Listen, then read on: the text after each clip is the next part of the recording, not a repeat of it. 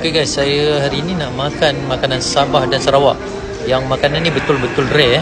Okay, kita ada celorot, kita ada suman Bandung macam lepak pisang, kita ada tabaloi, macam biskut pun ada ni. Okay, yang paling famous sekali saya nak makan ambuyat. Okay guys, jom ikut saya tengok kat mana saya ambil. Jom.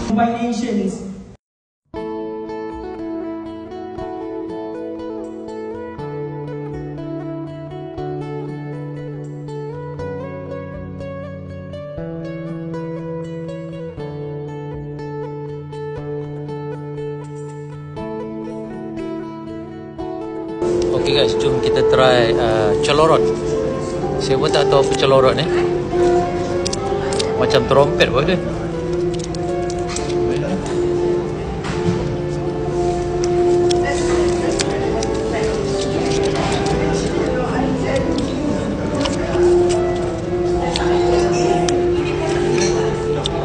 Macam dodol tapi lembut, sedap. Okay, kita try suman Bandung.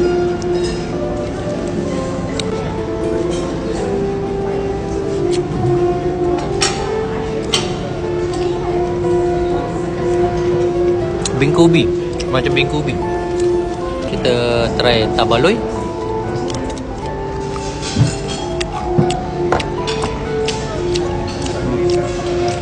Macam biskut kelapa. Kemudian kita try ambuyat. Okay, ni yang paling famous. Tak tahu macam mana makan.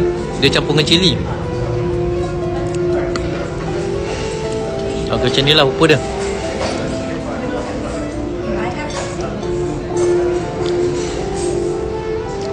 Macam makan sagu dengan cili. Okey tak? Kita tak pernah makan benda pelik macam ni.